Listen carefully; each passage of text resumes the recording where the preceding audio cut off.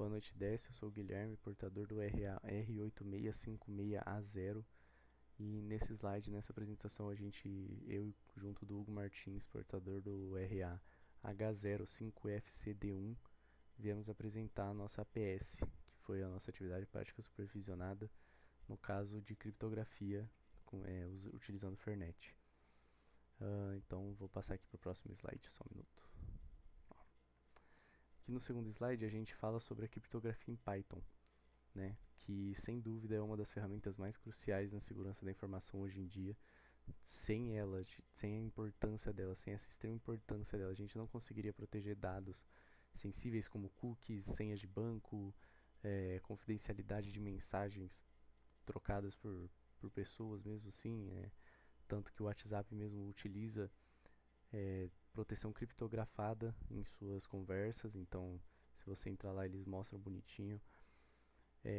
Para isso a gente utiliza o Python por ser uma biblioteca, porque por ele ter uma biblioteca chamada Cryptography muito abrangente. É muito abrangente, muito compacta por encaixar vários métodos de criptografia dentro dela. Você pode usar vários métodos de criptografia com ela. Ela tem uma robustez muito grande, é muito robusta e compacta ao mesmo tempo. Então isso ajuda por ela ser mais leve, mais fácil de ser utilizada.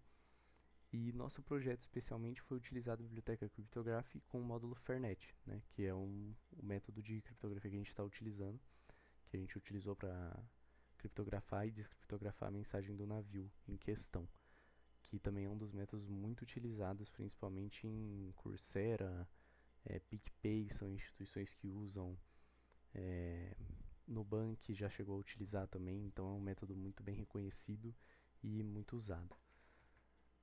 Aqui no próximo slide a gente fala um pouco sobre a biblioteca Cryptography, que é o principal módulo de criptografia para o Python. Ele serve como uma ferramenta de alto nível para desenvolvedores, encapsulando implementações complexas de algoritmos criptográficos como AES e RSA. Isso entra aquilo que eu falei sobre a robustez e compactamento da biblioteca Cryptography. Ela é uma biblioteca que tem muita informação dentro dela e ainda assim são muitas informações compactas que você consegue utilizar sem ter que abrir tudo e puxar e escolher no que você quer. Você só não precisa abrir tudo, você só puxa o que você quer, utiliza e segue sua vida normalmente, né? Isso serve para ter uma interface mais simples e segura para quem utiliza o Python, para desenvolvedores tanto experientes quanto novatos. Agiliza muito e ajuda muito no dia a dia por não ser alguma coisa muito grotesca que você fica perdido e não sabe o que fazer. E junta disso novamente a robustez e adesão aos padrões reconhecidos internacionalmente, como NIST e, e muitas outras empresas que são reconhecidas com isso, como citei anteriormente, PicPay e outros bancos utilizam isso por ser mais fácil, mais leve e mais rápido para ser utilizado também. O módulo Fernet em si é um formato de criptografia simétrica que faz parte da biblioteca Cryptography. Ele foi projetado para ser prático e seguro, como já é, empacotando múltiplos conceitos criptográficos em uma única operação. Então, encode, code, muitos conceitos assim, pedido de senha, pedido de código, que no caso é o que faz ele uma criptografia simétrica, porque uma criptografia simétrica é quando ambas as partes tem que ter o código para poder descriptografar e criptografar a mensagem em questão, né? Então isso ajuda muito por conta da segurança mesmo, né? Bom, o Fernet constitui uma solução criptográfica completa e de alto nível, mesmo sendo um método simples de ser implementado, que por conta disso dá muita chance de erro, porque o desenvolvedor vai colocando, vai utilizando o Fernet e fala, putz, isso aqui tá muito fácil, isso aqui tá meio estranho, e acaba errando por mau uso, né, por pensar, tipo, nossa, isso aqui tá errado, mas na real não, né, é só um método fácil mesmo e prático de ser implementado no dia a dia, né? Ele usa a chave, o princípio da criptografia simétrica, como eu citei, empregando a mesma chave para os processos de cifragem e decifragem, que isso ajuda muito na hora de proteção de dados e manter os dados ilegíveis, porque apenas as pessoas que têm acesso a essa chave podem descriptografar as mensagens ou criptografar as mensagens para continuar a conversa, digamos assim. Que, como diz ali, né, confere uma alta performance e rapidez na sua execução, porque não precisa ficar buscando dados, como você já tem a senha, sabe que é daquele processo, né? Adicionalmente, o Fernet incorpora um mecanismo de autenticação de mensagem, que é o MAC, né? Selo antifraude MAC, que ele serve para mostrar que aquela mensagem que foi enviada ou que foi recebida não teve fraude, não teve alteração, não teve incoerência com a mensagem original, né? Garantindo uma maior confidencialidade e também uma maior integridade da mensagem que foi enviada. Então, por isso o Fernet é muito utilizado por conta da sua eficiência e rapidez, né, no guarda de sigilo, digamos assim, em muitos casos, como dito anteriormente, em cookies, transações bancárias, onde tem que guardar os IDs. Então, o Fernet é bastante utilizado por conta dessa parte dele, né, desse selo antifraude que é muito esperado pelos métodos de criptografia. Aqui na inicialização das imagens do programa realizado para PS, a gente pode mostrar aqui como que a gente inicializa o programa, puxando, né, o from cryptography.fernet import fernet. Aí a gente coloca a chave, que o Fernet gera aqui a chave, né? Aqui foi só um print para deixar mais bonitinho. Sua chave, aí coloca a chave, né? Aparece aqui, ó, a chave decode e outro print. O trecho do código começa importando a classe Fernet da biblioteca de criptografia para poder lidar com a segurança de dados, né? Com a criptografia em si.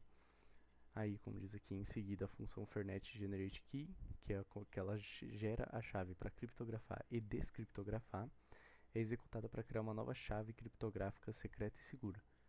Toda vez que você for reutilizar o programa, vai ser uma chave totalmente diferente, que não tem risco de ser a mesma, para não acontecer de acabar descriptografando ou criptografando algo errado. Armazenando na variável chave, né, que é essa aqui. A finalidade do código é exibir essa chave recém-gerada ao usuário, né? Como diz aqui, ó, sua chave atual, secreta atual, salve-a para descriptografar depois. Aqui é um print, logo abaixo aparece print chave decode, né? Exibir a mensagem para o usuário. Por isso, ele imprime a mensagem de aviso em cima e na sequência exibe o conteúdo da chave, que no caso seria o código para descriptografia, né? Convertendo de bytes para uma string, ou seja, você não vai ver um monte de número estranho, você vai ver várias letras usando a tabela ASCII2, né? Então tem porcentagem, tem hashtag, tem número, tem tudo no meio dessa chave aleatória, que isso garante mais proteção a furtos, a invasões, né, na criptografia, né, na mensagem original. Bom, meu nome é Hugo Martins Psutti, e eu vou estar dando continuidade ao que meu colega de grupo estava falando. Eu vou dar uma breve revisada de onde ele parou e vou seguir em frente. O trecho do código começa importando a classe Fernet da biblioteca de criptografia para lidar com a segurança dos dados. Logo em seguida, a função fernet.generateKey é executada para criar uma nova chave criptográfica secreta e segura, armazenando-a na variável chave. A finalidade do código é exibir essa chave recém-gerada ao usuário. Para isso, ele imprime uma mensagem de aviso e, na sequência, ele exibe o conteúdo da variável chave, convertendo-o de bytes para uma string legível usando o método .decode. Dessa forma, garante que a chave essencial para descriptografar dados futuros seja mostrada no console, para que assim o usuário possa salvar ela. Basicamente, a gente importou então a biblioteca Cryptography, e usou o módulo Fernet. É dessa forma que a gente importa e utiliza esse módulo.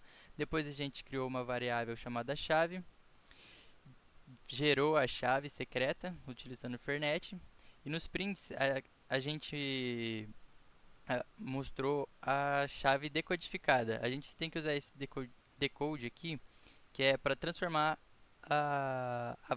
o resultado, a chave, que originalmente ela, por padrão, ao criar ela, ela vem em formato de bytes. Mas para transformar ela para string, a gente usa esse decode. Agora, partindo para a segunda parte do código da nossa aplicação, do programa, a gente cria uma variável chamada opção com o resultado none. Logo abaixo, a gente cria um loop, enquanto opção for diferente de zero, aí vai acontecer esse loop. Então, no primeiro print, digite uma das seguintes opções. É basicamente um menu, esses prints, para sugerir opções aos usuários, né? Guiar ele. Então, se no caso ele digitar 1, vai ser para criptografar. No caso ele digitar 2, descriptografar. E 0, aí vai dar